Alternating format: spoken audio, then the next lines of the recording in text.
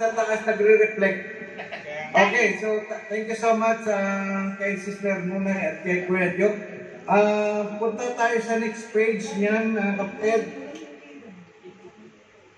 Okay, ang tinalakay po natin last week ay yung unang tuntunin.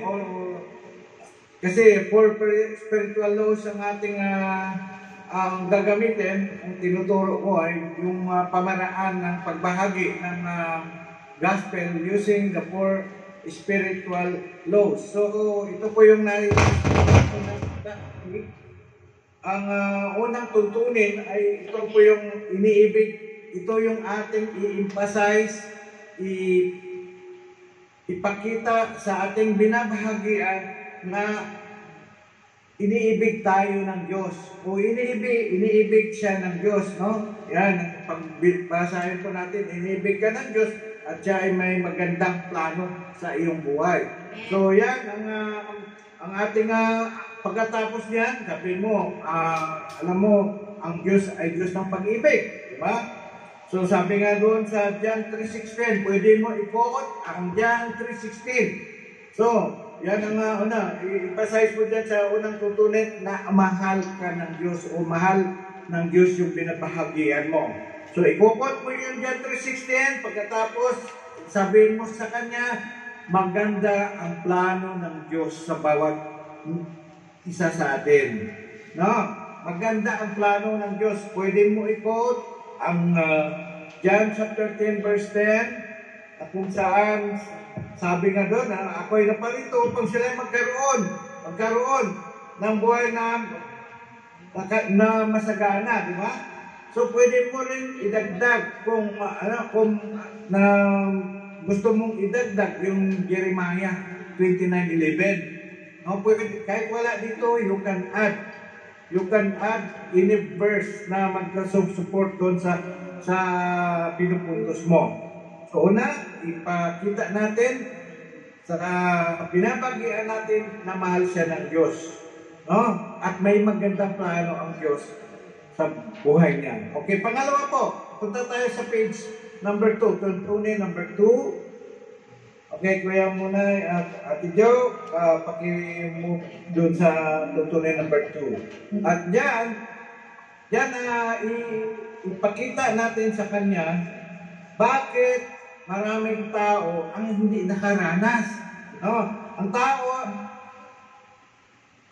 doon sa sinasabi ng Lord niya, yung pag-ibig ng Diyos. May mga tao nga na nagsasabi na, mahal kaya ako ng Diyos?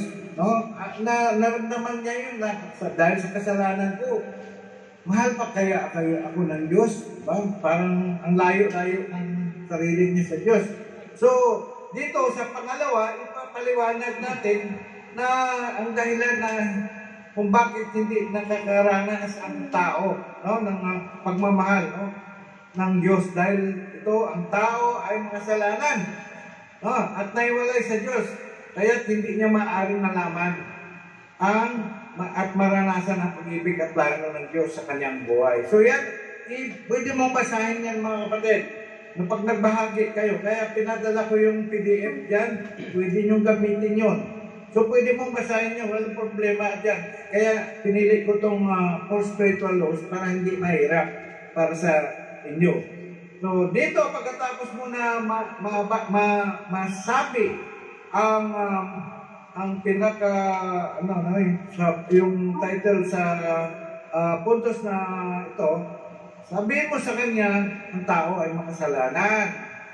Ngayon, ikukot mo, i-recite mo sa Kanya kung ano yung mga verse na nagsusupport doon. Siyempre, alam na natin, pinamemorize ko sa inyo yan, di ba? Na ikukot nyo yung Romans 3:23. Ang Romans 3:23 ay nagsasabi na sapagkat ang lahat ay nagkasala kasi sabi ng ibang tao, ay maliit lang kasalanan ko. No. So, ang doon, ang sasabihin doon, or mayroon din tao na hindi ako nagkasala. No. So sabi, kaya nga i-quote mo itong Romans 3:23. Okay, pag na-quote mo na itong Romans 3:23, sabihin mo pwede mong babasahin yung nasa sa libretong ito o sa guide na ito. Sabihin mo nga, ang tao ay nilika upang makasama ng Diyos, subalit ayaw magpasakop sa Diyos, ang tao, di ba? Humiwala siya ng taas o daan. Nagkaroon siya ng sariling lakad, no? Na ikinasira ng pakikisama o relasyon niya sa Diyos. So, ang katigasan ito ng tao na nakilala sa tahasang pagsuway o walang bahala ay nagpapatunay sa tinatawag ng Biblia na kasalanan. Yan ang tinutukoy ng Biblia na kasalanan. At alam po natin na dalawang uri ng kasalanan. Hindi dito nakasulat, no? Dalawang uri ng kasalanan. Pwede nyo sabihin yung Great of Commission at Great of Commission. Yung commission, yung bagay na kapagawin, may kumukawa, ay kasalanan yun. At pangalawang uri ng kasalanan ay yung bagay mo dapat at ginawa mo, no? Yun ay kasalanan ng komisyon, yung committed sin. So tapos, pagkatapos niyan, ipakita mo itong ilustrasyon, mga kapatid. Yung may nakadrawing dyan na kung saan banal na Diyos at saka makasalanan ng tao. Makita mo na itong araw. Yung araw, no? Na iba't ibang araw. Na ito nagsisimbolo, naglalaman dito na ang banal na, na banal ang Diyos at makasalanan ng tao at sila ay magkahiwalay. Ang tao ay nagsisikap, no? Nagsisikap na maabot ang Diyos at ang masaganang buhay sa pamagitan ng kanilang mga sariling paraan o tulad ng mabuting kaugalian, filosofiya, edukasyon, o relihiyon. No? At dito ipinaliwanag ng katungtuntunin na ang tanging paraan upang matugunan ang problemang ito o suliranin ito ay sa pamagitan ni Kristo. Punta ka na ngayon doon sa tuntunin number 3. Okay, yung tuntunin number 3, ito po yung ipapakita, i-emphasize natin na ang lunas sa problema na ito ng tao ay sa pamagitan lamang ni Jesucristo. Sabi, pwede mong basahin, si Jesucristo ang tanging lunas sa kasalanan ng tao sa pamagitan ng niya ay malalaman ng tao o malalaman mo ang pag-ibig at plano ng Diyos sa iyong buhay. Kasi personal mong sasabihin ko sa Kanya eh. So, tapos pagkatapos nito, ipakita mo, i-emphasize mo bakit ang ginawa ni Kristo. So, yan, nakalagay dyan. No? Alam mo si Kristo ay namatay para sa atin. Namatay siya sa cross, no?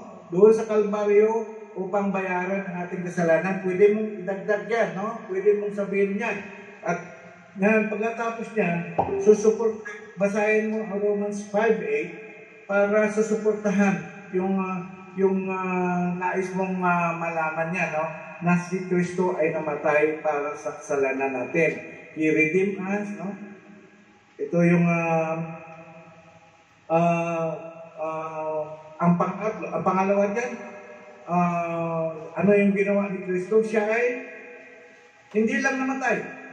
No, hindi natapos sa pagkamatay sa cross. Siya po ay nabuhay muli. Kasi pag hindi siya nabuhay muli, wala tayong pag-asa. No, kaya yung pagkabuhay ni Kristo muli, yun ang nagbigay sa atin ng pag-asa na tayo ay magkaroon ng buhay naman ng hanggan, di ba? So ngayon, pagkatapos niyan mga kapatid, babasahin ninyo ang 1 Corinthians 15, verse 3 until verse 6. Ayan, nakalagay dyan, si Kristo ay namatay dahil sa ating kasalanan at siya ay inilibing at, ayan, malinaw dyan mga kapatid, no? Siya inilibing. No, inilibing siya. At muling binuhay. Yan ang kailangan makita niya yan, mabasa, marinig niya yan. Nang ikatlong araw ayon sa kasulatan. At siya'y nagpakita. Pagkatapos na nabuhay siya, nagpakita siya, di ba? So, alam mo, nagpakita siya sa mga disipulo. Doon na nakalagay doon. At siya'y nagpakita kay Pedro, saka sa 12 mga disipulo. Yan. Pagkatapos ay napakita sa mahigit na 500 mga kapatid, nagpakita si Kristo sa more than 500 na mga unang mga mananampalataya noon. No? So, nung siya ay nabuhay muli. Ngayon, sabihin mo na ang pangatong puntos diyan, siya ay tanging daan patungo sa Diyos. Kasi maganda rin maisabi ito, maipakita mo ito, kasi nagsasabi, may mga katuruan na hindi lamang maraming paraan daw para marating ang presensya ng Diyos o makapunta sa langit, no? So, yung iba, pinapaniwalaan niya nila yung good works, diba? Religion, good works. Pero dito, magandang sabihin mo dito na si Kristo lamang ang daan. Sabi nga sinabi ni Kristo, no? Ako ang daan at ang buhay na sinuman na di magkaparoon sa Ama kundi sa pamagitan ko. Yan ang sabi ni Kristo, no? Sa yan 46. Yan ang mga bersikulo, mga memory verse na pinapamemorize ko sa inyo. Okay, pagkatapos ng tuntunin number 3, pumunta ka na sa sa ika-4 na law or tuntunin. Dito, mga kapatid, pakita mo muna dito pala. Ipapakita mo muna dito ang isang illustration na kung saan si Kristo mismo, ang Diyos mismo ang gumawa ng paraan at ipinadala niya ang kanyang buktong na anak. Diba? Ayan, ang makita niyo, Diyos, naabot niya yung tao, diba? Yan, siyang pinadala niya mismo ang kanyang buktong na anak na si Kristo para abutin ang tao. Yun naman, no? So, ngayon, nilarawan dito na nilutas ng Diyos ang pagkahiwalayin natin sa Kanya sa pamamagitan ng pagpadala ng Kanyang anak na si Kristo upang mamatay sa krus para bayaran ating mga kasalanan. Hindi sapat na malaman ang tatlong tuntunin ito, kailangan din natin, sabi mo, malaman ang ika-4 na tuntunin. Ano yung ika-4 na tuntunin? Dito. Pang-4 na po, ang ating munay. Tapos, pang-4 na tuntunin, ang basahin mo sa kanya, kailangan nating tanggapin si Jesucristo na ating tagapagligtas at Panginoon. At saka lamang natin malaman at maranasan ang pag-ibig at plano ng Diyos sa ating buhay. So, it is not enough to have the knowledge na alam natin. No? It's not enough na na mayroong Diyos, na alam natin na mayroong Diyos. Kasi ang diablo man ay alam niya, kilala niya si Kristo. No? Alam ng mga demonyo na mayroong Diyos. Pero ang tanong doon, sila ba ay may relasyon sa Diyos? Sila ba tumanggap sa kay Kristo? So, wala. So, maraming tao na naniwala lang ng Diyos o kilala si Kristo, pero wala silang relasyon sa Kanya. Ang kailangan magkaroon ng relasyon kay Kristo, kailangan nilang tanggapin si Kristo bilang kanilang Panginoon at tagapagligtas. Tanggapin nila ang ginawa ni Kristo, paniwalaan nila ang ginawa ni Kristo doon sa cross ng Kalbaryo. Dito, sabihin mo sa kanila, binahabagian mo, sabihin mo, ang pangangailangan pagtanggap kay Kristo. Basahin mo John chapter 1 verse 12, no? Basahin mo yan sa kanya. Pagkatapos, sabihin mo sa kanya, ang pagtanggap kay Kristo sa magitan ng pananampalataya. So, kailangan mayroong pananampalataya, ang pananampalataya, no?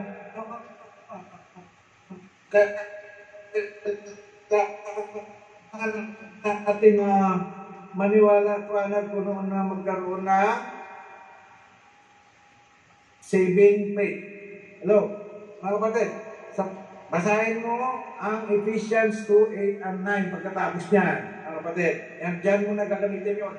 Yung Ephesians 2:8 and 9 na kung saan ipinapakita dyan ang salitang pananampalataya sapagkat ang sa biyaya kayo nangaligtas sa pamagitan ng pananampalataya. Diyan makikita yung salitang pananampalataya. So, ang pagtanggap kay Kristo mayroong pananampalataya. Kailangan naniwala tayo. Okay? So, basahin mo yung Ephesians 2:8 and 9. Pagkatapos, sabihin mo, ang pagtanggap kay Kristo sa pamagitan ng paanyayang personal. Si Kristo, dito mismo, ipakita ninyo, basahin mo sa Kanya na si Kristo mismo ang nag-aanyaya na tayo na siya ipapasukin natin sa ating buhay. So, ito pwede mong basahin ng Revelation chapter 3 verse 20. No? Anong nakalagay dyan? Si Kristo ang nagsalita. Ang sabi doon, narito ako, nakatayo sa pintuan at tumutuktok, kumakatok, tumutuktok o kumakatok. Kung ang sino man ay luminig ng aking tinig at magbukas ng pinto, ako ay papasok sa kanya.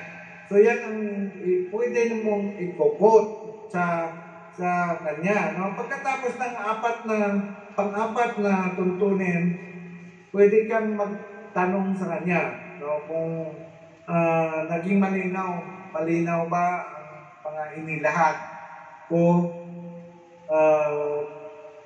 tungkol dito or na ipaliwanag ko sa iyo.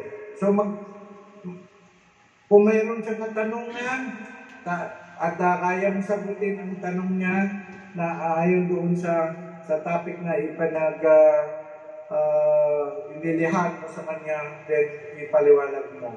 So, dito, mga kapatid, hindi mo na babasahin itong susunod. Yung susunod na sa'yo na yan. Okay, pagkatapos, ipakita mo yung buhay, dalang buhay, no? Yung buhay na pinagharian ng sarili. Punta na tayo diyan sa may hindi ko makita yung screen ninyo sa yung may illustration na buhay na pinagharian ng sarili at yung sa kanan buhay na pinagharian ng Kristo. Nandiyan na ba kayo? Ayan. Pwede mong ipapakita sa kanya yung mga kapatid, ipapakita mo na ang kaibahan na kung saan yung buhay na ang naghahari sa buhay natin, ang nakaupo ang sarili natin. Makita nyo doon sa loob. Letter S, ang nakaupo doon sa chair. No? Ang nakaupo sa chair, S. Ibig sabihin, sarili. Okay, ang S na yan, sarili. Ang nasa trono. Tapos yung plus sign, si Kristo, or yung may plus sign dyan, si Kristo ay nasa labas ng buhay. Nasa labas yung plus sign. Tapos yung iba dyan, mga hilig at naisin ay pinagharian ng sarili at tuloy nagbubungan ng kabiguan sa buhay. Okay, and while dito sa kabila, ang buhay na pinagharian ni Kristo, ito na po yung buhay ng pagkatapos ng isang tao tumanggap kay Kristo bilang Panginoon niya at tagapagligtas. So, ito, ipakita mo, ito yung buhay, maging buhay mo ngayon, na ikaw ay nakakilala na kay Kristo, tinanggap mo na siya, sinurinder mo na ang buhay mo sa Kanya, ito na ang maging buhay mo. Ang plus sign or cross, ay siya na yung nakaupo sa trono. Tandaan po natin na itong trono na ito po yung puso natin. No? Ito yung buhay natin. Okay? Si Kristo ay nasa buhay at nasa trono. Okay? Letter S, ang letter S nasa labas na. Hindi na nakaupo ang letter S sa trono. No? Ibig sabihin, ang kalooban ng Diyos ang siyang nasusunod, hindi kalooban natin. No? Sarili ay wala na sa trono. Ang naghahari sa atin ay hindi na sarili natin, kundi ang Diyos. Amen? So, yung iba, yung period yan, ito mga hilig at naisin na pinagharian ni Kristo ayon sa layunin ng Diyos. So, pwede mong basahin, nakalagay dyan sa baba na sentence. So, sabihin mo, alin ba dito sa ngayon? Alin ba dito? Okay? Sa larawan na ito, ang kumakatawan sa iyong buhay. Aling larawan ang nais mong kumatawan ng iyong buhay. Paliwanag mga susunod kung paano tanggapin si Kristo. Yun, pagkatapos yan, paliwanag mo kung paano niya tatanggapin si Kristo. Okay. Mga kapatid, siguro 10 minuto na ako. 20. Babes? 20 na tayo. Babes? Tay! Ha? Wala na? Ha? Sa susunod na lang patuloy kasi baka mahigit na ako 10 minuto. Apo tay, 20 minutes na po. Ay, nako. Next i-deduct na lang yun. Apo tay. I-deduct na lang yung 10 minutes. Lagi naman po kayong may allowance. Thank you so much sa lahat ng mga kapatid na nakinig ng salita ng Panginoon para ito'y malaking maitulong sa inyong paglago. Thank you. God bless you all. Patay mo na ilaw.